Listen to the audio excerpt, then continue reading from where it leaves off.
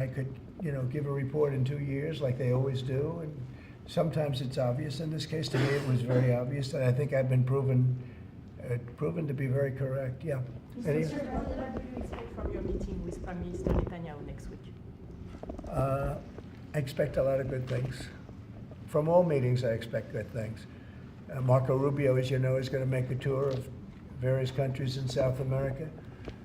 He's going to be meeting in Panama, where Panama's treated us very badly. They gave him, rather foolishly, a thing called the Panama Canal, the most expensive project we ever built, if you look at today's numbers. Most expensive ever built. We lost 38,000 men. In that case, all men, just about all men. 38,000 to the mosquito, to malaria and various other problems that you get from jungles. It was a tremendously costly event. We built the Panama Canal 110 years ago. Think of it, the most expensive development we ever did. And really one of the wonders of the world, one of the great wonders of the world. And we didn't give it to China, we gave it to Panama. And Panama's been ripping down all the China language signs. They've been working like mad to try, but about 70% of the signs were up and they were written in Chinese, and that's not the deal. So we're going to take it back. They've already offered to do many things, but we think it's appropriate that we take it back. They've totally violated the agreement. We have an agreement. They violated the agreement, and Marco Rubio's going over there to talk to the gentleman that's in charge. Mr. Gaza, do you still think it's a good idea for Jordan and Egypt to be taking in Palestinians when they reject the idea and the Palestinians who are living now in Egypt? I think Jordan will take people from Gaza. And I think Egypt will take them also. I mean, I heard somebody said they're not going to, but I think they will. I feel confident they will. Mr. President, will tomorrow's tariffs include oil? What? Will tomorrow's tariffs be inclusive of Canadian crude? I'm probably going to reduce the tariff a little bit on that. We think we're going to bring it down to 10% on the oil. So it's 25% on the Canada side. Mr. President, are these tariffs stacking on top of already existing tariffs, or Yes, this will be the total? on top of whatever may be existing. Yeah. Mr. President, ask you a question about Venezuela. Rick Cornell was seen on state TV shaking hands with President Maduro. Is there any concern that that might lend legitimacy to the Maduro administration? No, we want to do something with Venezuela.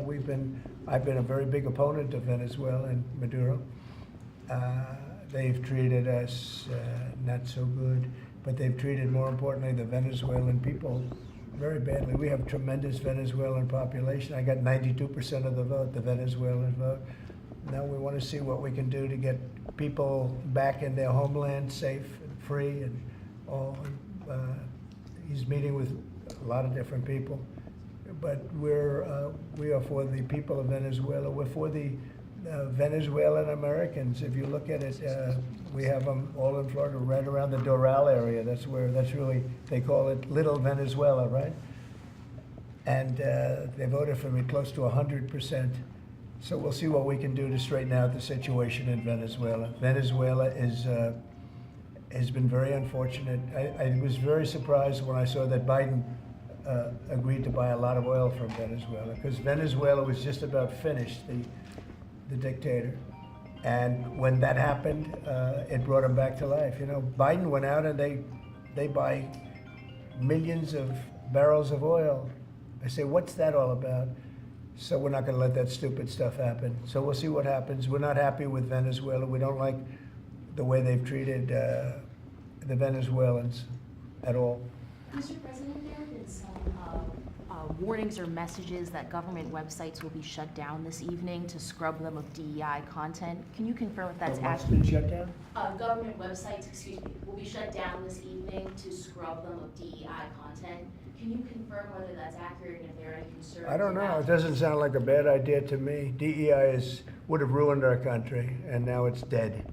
I think DEI is dead. So if they want to scrub the websites, that's okay with me. But I can't tell you. I guess probably certain people handle it certain ways. But I'll tell you who's very happy about it: the military. The real leaders, the real generals in the military, they're very happy about it. Doug is very happy about it. He's got a big group of people that are going to be working for him are really starting right now. He just got signed up, and they're very happy about it. He had a lot of DEI. Everybody did, but he has not been a fan. It was really hurting our country badly. It's costing a lot of money too. You see the kind of money we're talking about? Hundreds of millions of dollars for nonsense. Now we have our country back now. Our country is back, and it's a nice thing to say. I've never seen such love. I've never had anything like it. I've never seen anything like it. People are coming up, sir, thank you for bringing our country back. We were losing our country, and I think we're stronger now than we've been in many, many decades. At the Sir, Department any of update on your call with Vladimir Putin? Well, we'll be speaking. We'll be speaking, and I think we'll perhaps do something that'll be significant. We want to end that war. That war would have never started if I was president, and we want to end that war. That war is a horrible war. Millions of young people are being killed, mostly on the lines now, mostly soldiers.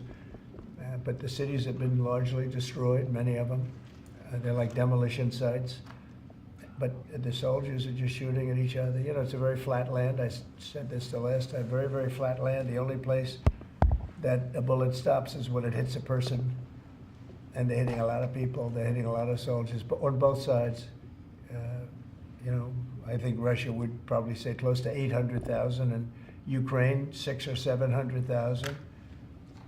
And it's just a senseless situation, and it's got to stop. So whatever I can do to stop it, and we are having discussions, yes. Ongoing, already scheduled and ongoing? Have you- Already talking, yes. So you've already spoken to Vladimir Putin I don't want to since? say that, but we are having very serious Is discussions there a reason you about- don't want to? Well, I just don't want to say that. We're having very serious discussions about that war, trying to get it ended With Russia? with Russia, yeah. At the Department of Justice and the FBI, there are a number of high-level people who are being asked to resign or are being told they are going to be fired. Did you specifically request any actions at the Bureau or DOJ with respect to those employees? No, but we have some very bad people over there. It was weaponized at a level that nobody's ever seen before. They came after a lot of people, like me, but they came after a lot of people. No, I wasn't involved in it. I'll have to see what is exactly going on after this is finished. But if they fired some people over there, that's a good thing, because they were very bad. They were very corrupt people, very corrupt, and they hurt our country very badly with the weaponization. They used the Justice Department to go after their political opponent, which in itself is illegal. And obviously it didn't work. Are you going to impose tariff on the European Union? What does that mean? Are you going to impose tariff too on European Union like you are going to do for Mexico and Canada? Well, you're asking me a question, because I'm sure you didn't hear, am I going to impose tariffs on the European Union? Do you want the truthful answer, or should I give you a political answer? Absolutely. Absolutely. Tariffs The European Union has treated us so terribly. You promised Americans to try to reduce costs, and so many of the products Yeah. that would be tariffed, when they come into the country, the outgoing country is not paying the tariff. The buyers in the United States pay that, and then that's passed on to consumers in Right. most instances. Sometimes.